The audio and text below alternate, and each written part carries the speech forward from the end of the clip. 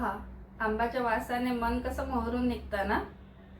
मैत्रिणींनो, मला माहिती आहे मे महिन्याची सुट्टी चालू झाली की आंब्याची ओढ लागते.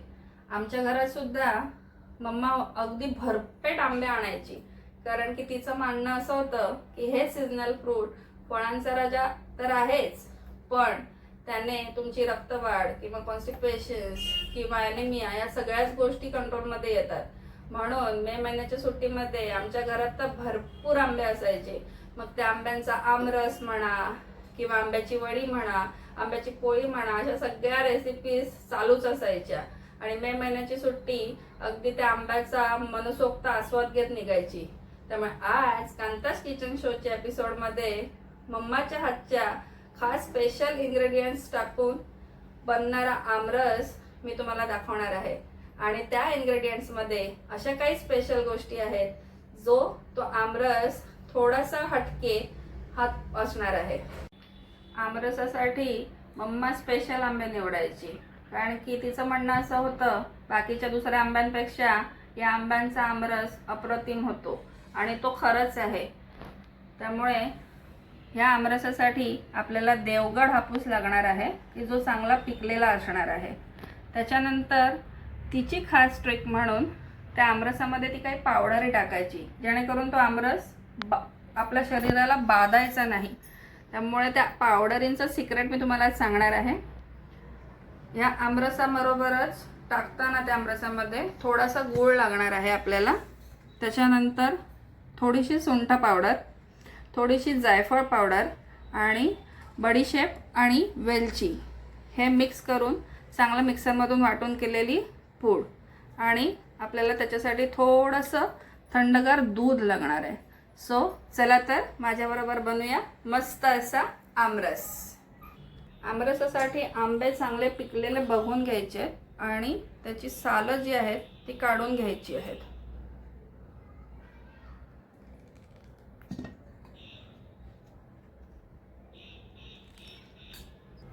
सालं काढताना एक लक्षात येतं की आंबा आतून किडका नाही, कारण की बऱ्याच वेळा काय होतं, मार्केटमधून आंबे वरून खूप चांगले असे ताजे टवटवीत दिसतात, पण कदाचित आतून आंबा किडका असू शकतो. आणि म्हणूनच अशा पद्धतीने सालं काढल्यानंतर तो आंबा आतून किडका आहे की नाही हे आपल्याला पटकन समजतं. आता मी हे आंब्यांची सालं काढून घेतलेली आहे आणि अगदी हाताने चांगले कुस्करून माझी मम्मा करायची तशी असे ते चांगला त्या आंब्यांचा गर आपण काढून घेणार आहोत, जेणेकरून अगदी असा छान पूर्ण त्या कोळीसकट त्या आंब्यांचा गर आपल्याला मिळणार आहे.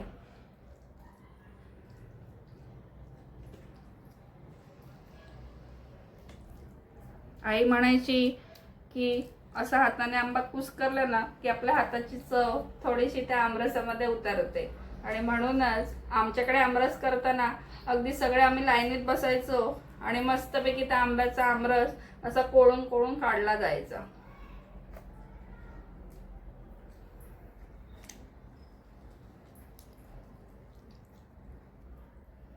असं छानपैकी आंब्याचा पल्प आपल्याला आता मिळालेला आहे. सो आता आपण ह्याची पुढची काय साहित्य टाकायचं आहे सो ते बघूया. आता मस्त असा 2 ते 3 आंब्यांचा आपण पल्प काढून घेतलेला आहे. तो आता मी टाकणार आहे मिक्सरच्या जारमध्ये, ताकी एक अशी स्मूथ अशी छान पेस्ट आपल्याला मिळेल.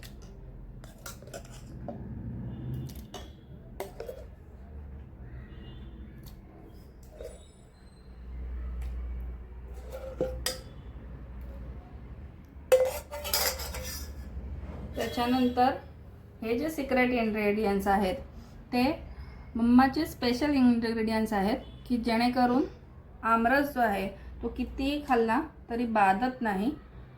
सो आता त्या आमरसामध्ये थोडीशी जायफळ पावडर, त्याच्यानंतर जेवढं गोड आवडतं आहे त्या हिशोबाने थोडासा गूळ. आंबे मुळात गोड असतात आणि देवगड हापूस तर अगदी गोडच असतो, त्यामुळे गोडाचं प्रमाण बेताचं ठेवायचं आहे. त्याच्यानंतर थोडीशी सुंठ पावडर आणि बडीशेप आणि वेलची ह्याची थोडीशी कुटून घेतलेली पावडर. त्याच्यानंतर एक छानसा स्मूथ ब्लेंड देण्यासाठी 2 चमचे थंडगार दूध टाकणार आहोत.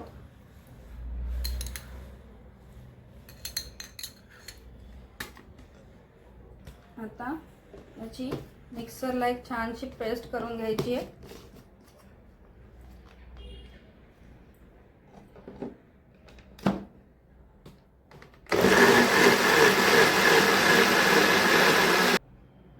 आता हा आमरस मस्तपैकी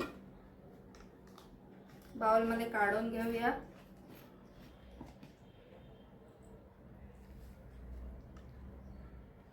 ह्याचा रंग आणि त्याची टेस्ट ही तुमच्या कायम लक्षात राहणारी असणार आहे.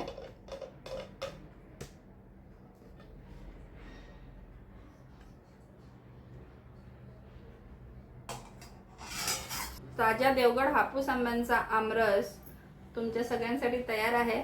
मस्तपैकी पुऱ्या बनवा गरम गरम आणि ह्या आमरस पुरीचा बेत तुम्ही सगळ्यांनी तुमच्या घरी नक्की करून बघा.